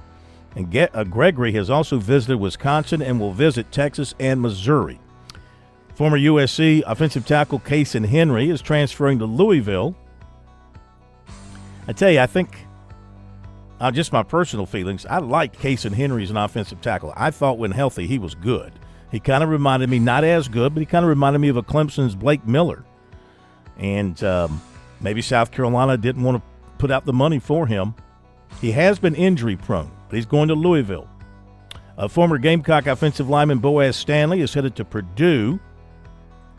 And, I got a couple of other quick notes here. Plumber.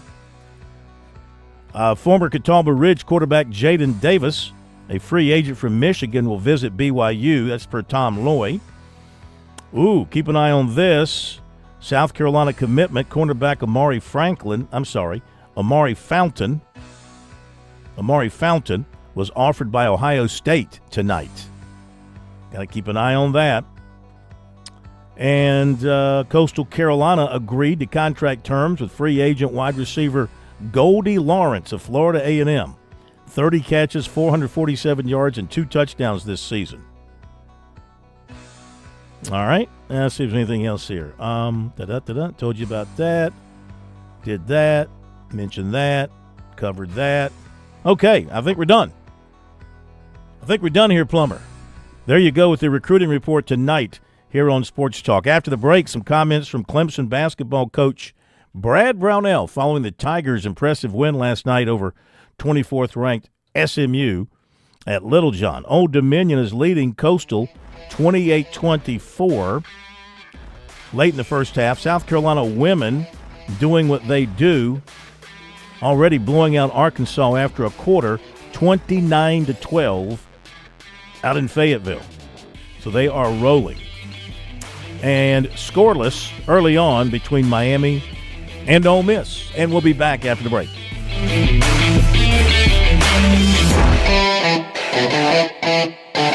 If you're a new parent or grandparent, it might be tough to picture your little ones heading off to college, but it'll be here before you know it. I'm State Treasurer Curtis Loftus. Future Scholar, South Carolina's 529 college savings plan, makes it easy to start saving for a child's future education right now. You can start with any amount. Contributions are tax deductible and earnings grow tax-free. Discover a smart, easy way to save for college today at FutureScholar.com. That's FutureScholar.com. This is Major Billy Downer with the Department of Natural Resources, and I've got a message for all of our hunters out there. Whether you're on the water or going hunting on land, always tell someone where you're going. Be specific and tell them when you plan to return. Plan your hunt and hunt your plan. For more information on hunter education, visit dnr.sc.gov or join us on Wednesday nights for SC Wild. Download the free Go Outdoors SC app from SCDNR, buy licenses, report harvests, and carry everything digitally right on your phone. Go Outdoors SC. Every lottery ticket purchase keeps education in our state moving forward. In fact, the lottery has raised more than $200 million for state school buses to get our students to school safely every day. Then, the lottery helps those students go even further in their education by funding the Life, Hope, and Palmetto Fellow Scholarships. So remember, when you play the lottery, you're keeping South Carolina students on the road to success. Learn more at sceducationlottery.com/betteryou. Hi, Phil Kornblut here with our good friend George Bryan III, heard every Friday night on Birdies, Bogeys, and Biceps right here on Sports Talk. George, the Tsunami Bar, a very valuable tool for golfers. Why is that? Well, the first thing that I say is the tempo. It's the only tool out there that allows the study of tension right from the first grab to be expressed, and rhythm and tempo is what makes the bar work, and it gives you something awfully special to keep those hands soft and get that rhythm going. Learn more about Tsunami Bar technology by clicking on the digital ad on our website, SportsTalkSC.com, and save 5% by purchasing online using the promo code BBB5.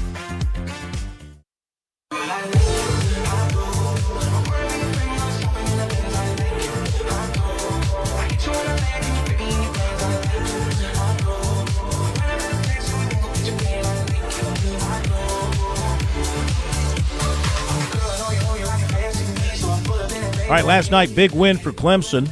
They take down SMU. Tigers led wire to wire, had a double-digit lead for much of the second half.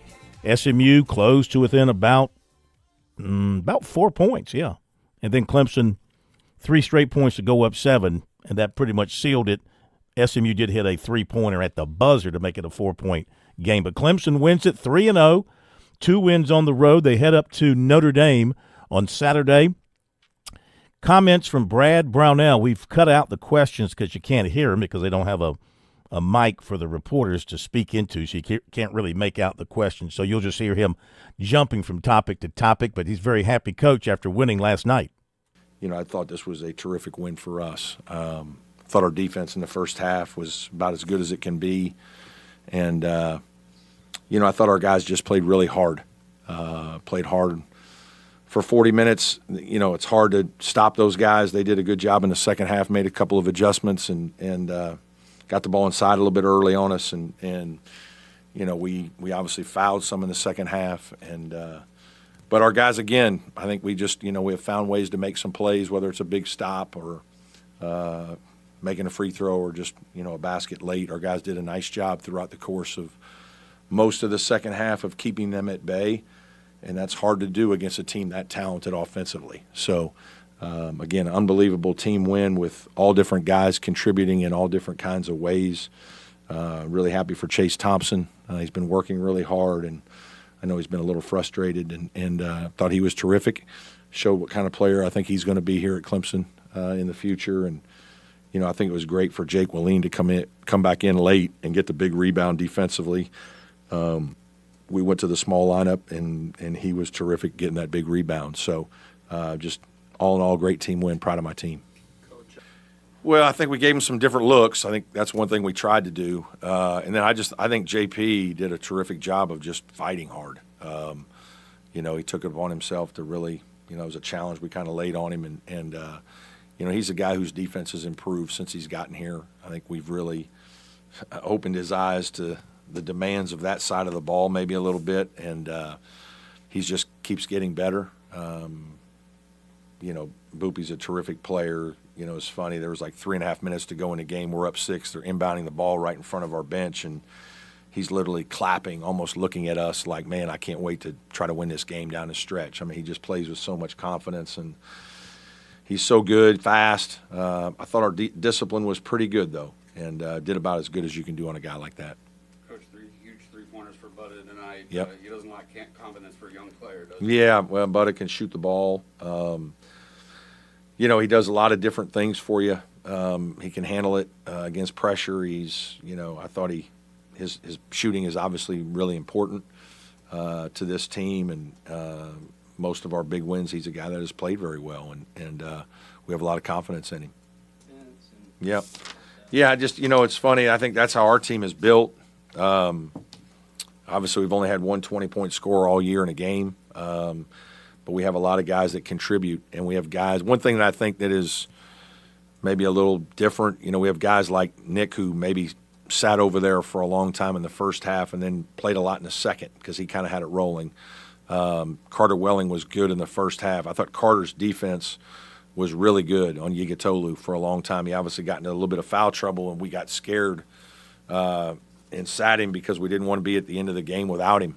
And but Nick was doing a good job, and he and RJ were kind of pairing well together for that, 10-minute stretch. And so those guys got a bunch of the minutes. Obviously, we put Carter back in for a minute, and he got his fourth. But that's what's happened to us all year. We've kind of, sometimes we finish with Jake Wallin, sometimes it's Butta, sometimes RJ sat over there. But our guys just, they've been great team players, and I think that's one of our strengths. Speaking of RJ, he had a basket that fouled. Yeah, I was glad to see him make that three because he's been, we work on it with him all the time. He shoots every day. He's not a guy that's going to make a lot of them, but he certainly can make them, and that was good for him. But he's just he's a warrior. I mean, he just plays so hard and tries and wants to win just for everybody, and he's just such a positive personality every day in practice. I mean, it's funny because the back hallway here, we kind of leave film and come to practice, and most days he's running, like he's jogging into practice instead of walking like everybody else. But and I just think he brings that energy to the games, and he plays the same way, and that's contagious. All right, Brad Brownell. It's interesting. Clemson's got a player nicknamed Butta Johnson. Few people know this, but when I was a standout in high school, my nickname was Cream Cheese. Cream Cheese Corn Blue. So you got Butta and you got cream cheese. What can I tell you? Those of us who can hoop, and we get our nickname. What was your nickname in high school, Plummer, besides Plummer? You didn't have the nickname Plummer in high school because we gave it to you. Well, and when we played basketball, I was actually the referee. The only thing I knew about basketball was traveling, and so I was just calling traveling. You call that all the time? Yeah. Another text message. I was probably calling it whenever I shouldn't have, but, Another text message. Hey, Phil, question for you and Chris. Chris isn't here, but I'll answer it. I'll be Chris. I'm a big Lamont Paris supporter. Want y'all's opinion on him and his program going forward. Thanks. Thanks, Ernie. Too soon to tell for this year. This is a crucial year because obviously it's been a roller coaster. Bad first year, great second year, bad third year. So this is year 4. You'd like to see some consistency, which is what Brad Brownell is building at Clemson. If the Tigers keep doing what they're doing, they're going to go to the tournament for the 3rd straight year. I don't think Clemson's ever done that, 3 straight tournament appearances. That's the kind of consistency you want. I mean, you don't have to win the national championship every year, but make the tournament and every so often make a deep run like Clemson got to the Elite Eight in South Carolina with Frank Martin that one time got to a Final Four. I think that obviously Coach Paris knows the game and knows how to coach it, makes adjustments during games. You hear him talk about that. I think he does a good job there. I think he relates well to his players. I think the players like him. And early on, I didn't think this team had meshed well together. And I still don't know. I'm not going to base everything off of what I saw at LSU. I mean, they had a really good shooting night. If this team has that kind of shooting night because it's built to shoot threes, obviously if they're making the threes. Look, basketball is the simplest game of all, is it not? I'm not saying there's not some complexity to it with running patterns and the defense, but it's simply if you're making baskets, you're good, and everything is working well. It's a miss or make game now, and you don't see a lot of, there's no post play to speak of, and you see a lot of maybe dribbling into the lane and trying to create opportunities to get to the rim, but it's mostly around the perimeter, work the basketball, high pick and roll, pick and pop, and a lot of threes. Maybe some offensive rebounds and stickbacks, and scoring in transition. That's one thing Clemson did last night. They kept SMU was one of the best fast break teams in the country. They held SMU to like 4 fast break points. Answer the question, I think Lamont Paris is fine, but let's see how well he brings this team together and see if they can build some consistency. We're consistent. We're back tomorrow night. See you then.